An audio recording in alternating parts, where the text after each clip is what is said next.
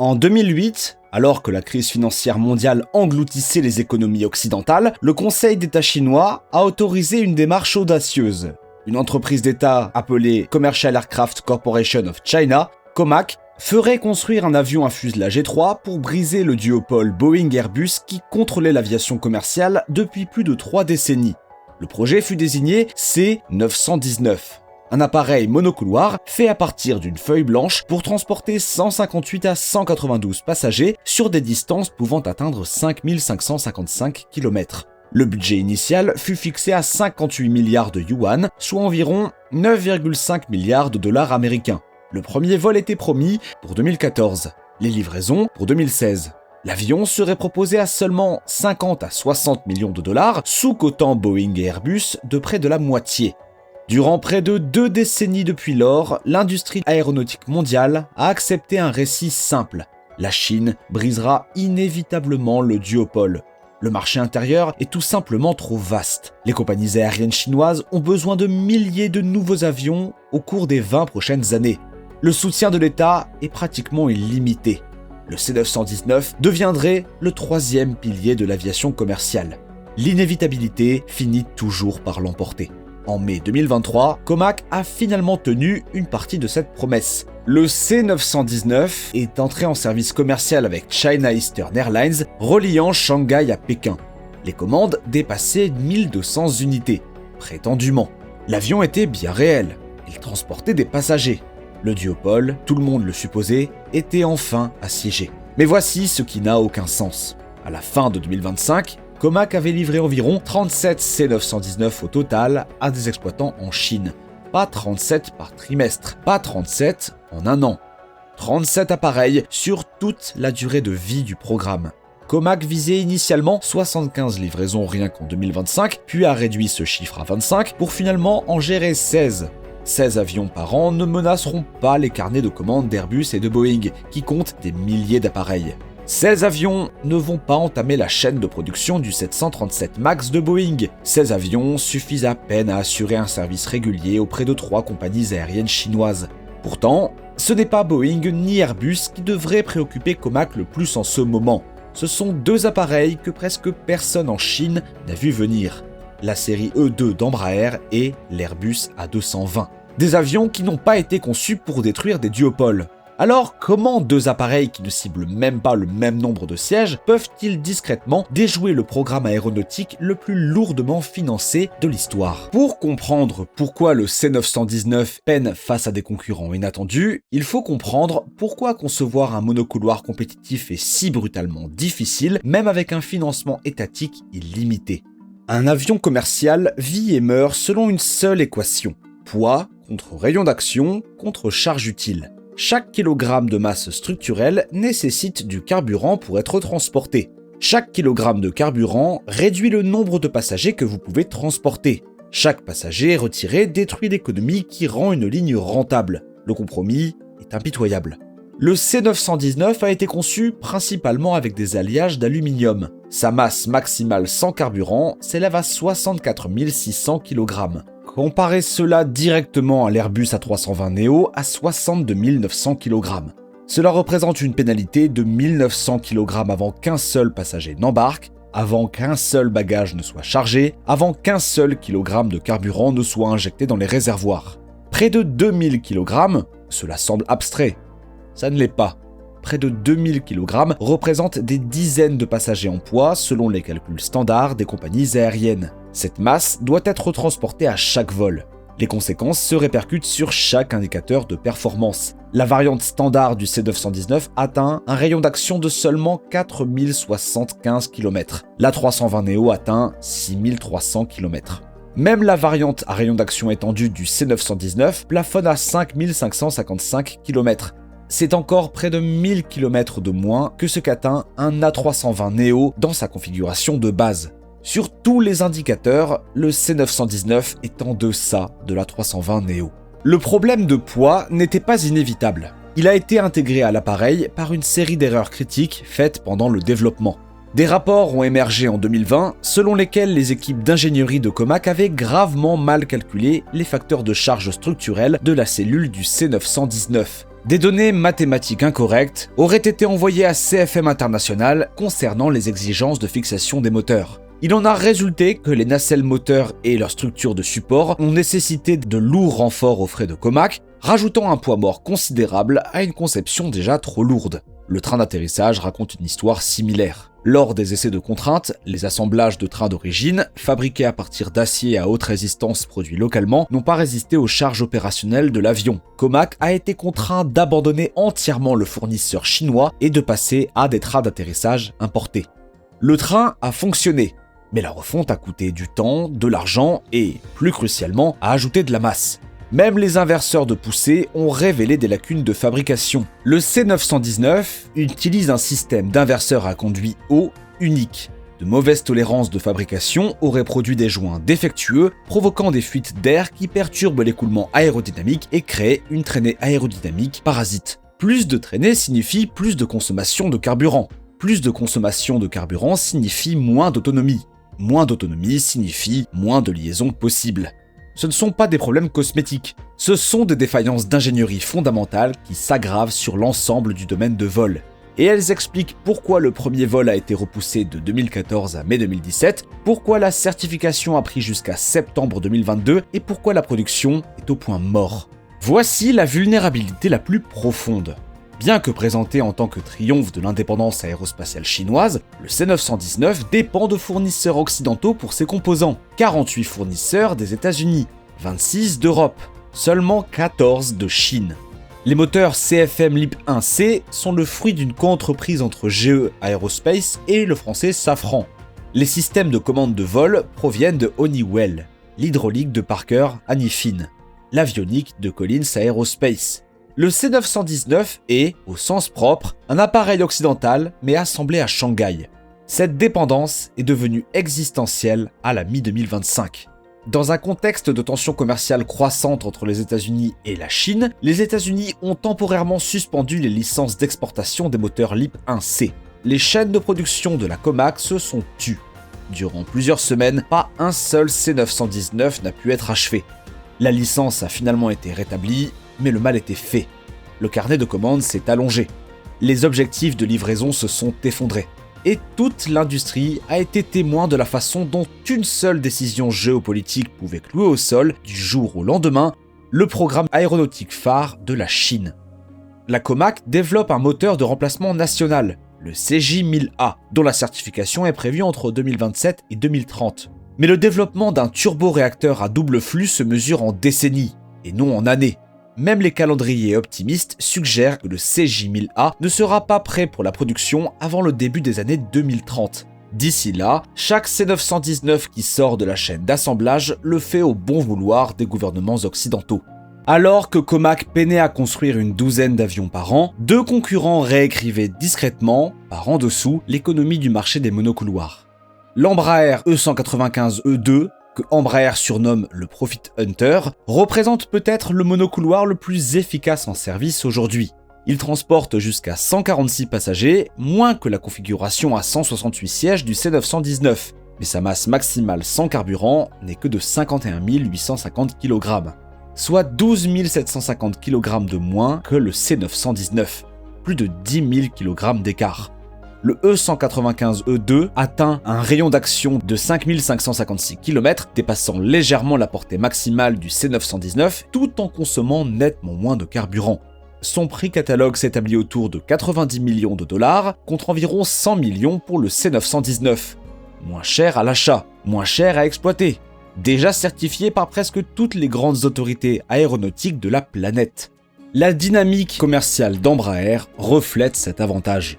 Pour la seule année 2025, le E195-E2 a engrangé 119 commandes fermes, dont 50 d'Avelo Airlines aux États-Unis, 24 de LATAM en Amérique du Sud et 18 de Finnair en Europe en mars 2026. Il ne s'agit pas de lettres d'intention qui émanent d'entreprises publiques motivées par des considérations politiques. Ce sont des engagements commerciaux de la part de compagnies aériennes. Il y a ensuite l'Airbus A220. Développé à l'origine par Bombardier sous le nom de C-Series, cet appareil a failli mener Bombardier à la faillite avant qu'Airbus n'en prenne le contrôle majoritaire et ne lui injecte le réseau de vente le plus puissant au monde dans l'aviation commerciale. L'A220-300 accueille jusqu'à 160 passagers avec un rayon d'action extraordinaire de 6300 km. Il utilise des matériaux composites avancés et des moteurs à réduction Pratt & Whitney pour atteindre une efficacité énergétique que le C919, lourdement chargé en aluminium, ne peut tout simplement pas égaler. À la fin du mois de mars 2026, Airbus avait livré plus de 500 A220 à des opérateurs dans le monde entier, notamment Delta Airlines et Air France. L'appareil avait cumulé 950 commandes fermes à la fin de mars 2026. Il est certifié par la FAA, le ASA et pratiquement toutes les autorités aéronautiques nationales qui comptent pour le commerce international. Et c'est là que la position concurrentielle du C919 s'effondre entièrement face à l'E2 comme à l'A220.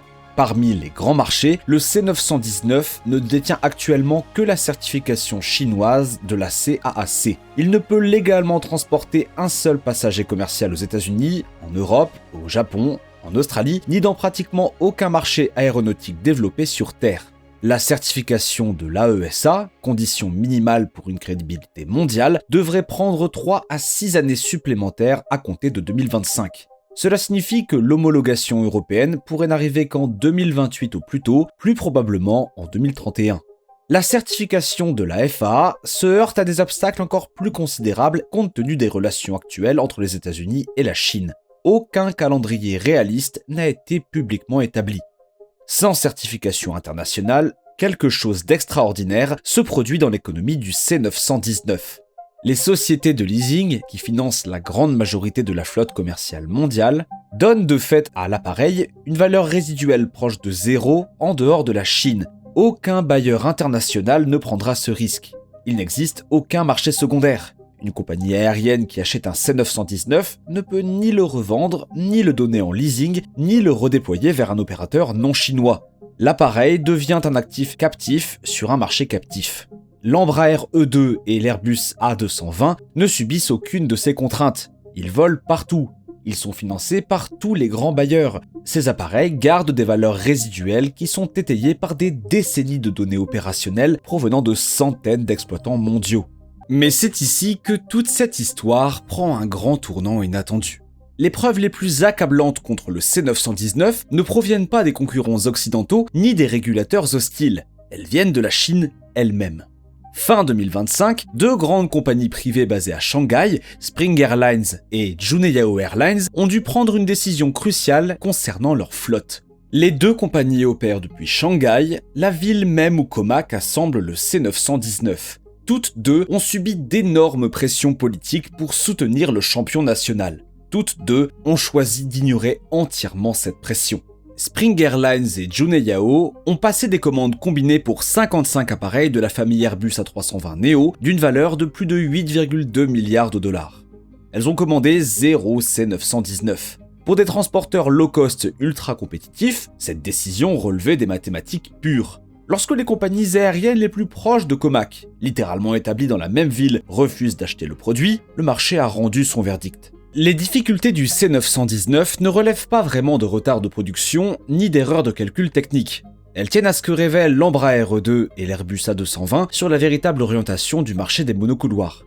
Voyez-vous, Boeing et Airbus ont passé les 2 dernières décennies à monter en gamme. Ils ont presque abandonné le segment des 100 à 140 sièges, supprimant des appareils comme l'A318 ou le 737-700 pour se concentrer sur des versions allongées à forte capacité comme l'A321neo et le 737 MAX 10.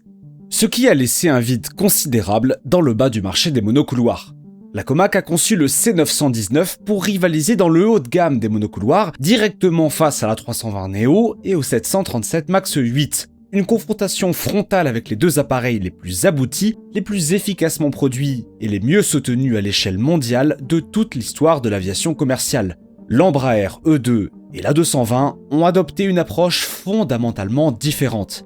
Ligne régionale, liaison entre villes secondaires, marché à faible densité où un appareil de 190 sièges vole avec de nombreux sièges vides alors qu'un appareil de 146 sièges vole à pleine capacité.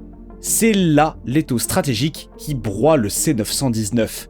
Par le haut, l'A320neo et le 737 MAX offrent un rayon d'action supérieur, une consommation de carburant plus faible, une certification mondiale et des décennies de fiabilité éprouvée. Par le bas, le 2 et l'A220 proposent des coûts d'acquisition nettement inférieurs, une efficacité énergétique exceptionnelle et la flexibilité opérationnelle nécessaire pour desservir rentablement des routes que le C919 est trop lourd et trop gourmand pour exploiter.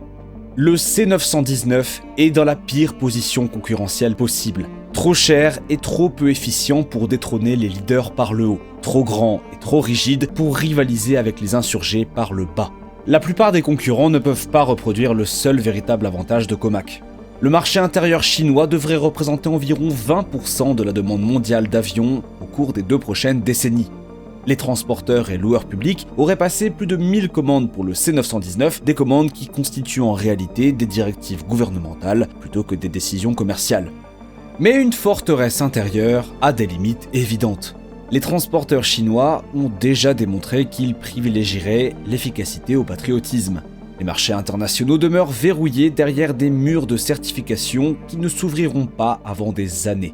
Et la dépendance du C919 vis-à-vis des composants occidentaux signifie que la forteresse elle-même peut être assiégée à tout moment par des contrôles à l'exportation.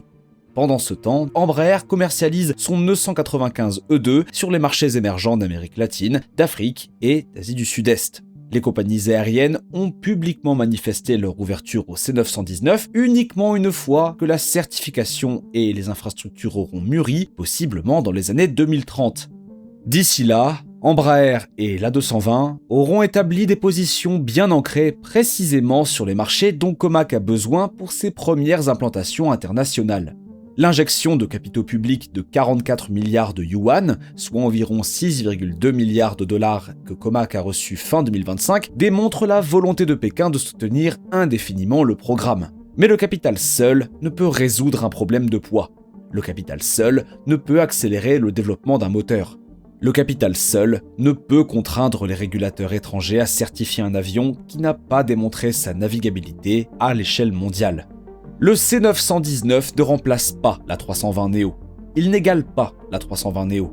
Et, élément crucial, il ne s'adresse pas au segment de marché où l'E2 et l'A220 prospèrent. Comac a construit un avion pour livrer la guerre précédente, un assaut frontal contre les produits les plus solides du duopole, alors que la véritable frontière concurrentielle s'est déplacée vers des appareils plus petits, plus légers et plus efficaces, desservant des liaisons délaissées par les géants. En 2008, le Conseil d'État chinois a autorisé le C919 parce qu'il n'existait aucune alternative nationale.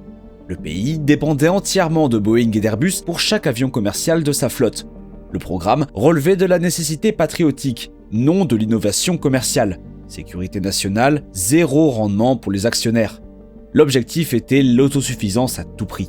17 ans plus tard, le C919 représente quelque chose de bien plus complexe que le triomphe envisagé par Pékin. Pas exactement un échec, l'avion vole. Les passagers embarquent à son bord. La fierté nationale gonfle à chaque départ de Shanghai. Mais l'aviation commerciale ne récompense pas l'ambition. Elle récompense l'efficacité. Elle récompense la fiabilité. Elle récompense l'optimisation incessante de la consommation de carburant par siège et par kilomètre qui détermine si une compagnie aérienne prospère ou disparaît. Des milliards en capitaux d'État, des décennies de développement. Et pourtant, 2 avions qui n'avaient pas été conçus pour concurrencer le C919, un jet régional brésilien et un programme canadien sauvé par un géant européen, définissent discrètement l'avenir de l'aviation monocouloir efficiente, pendant que Comac peine à livrer un appareil par mois. La question n'est pas de savoir si le C919 peut survivre dans le marché intérieur protégé de la Chine. Il y parviendra presque certainement. La question, c'est de savoir si le reste du monde des monocouloirs prête vraiment attention à qui est en train de gagner réellement. Maintenant, avant de partir, l'algorithme YouTube pense que vous allez aimer cette vidéo ensuite. Alors pourquoi ne pas aller la voir ?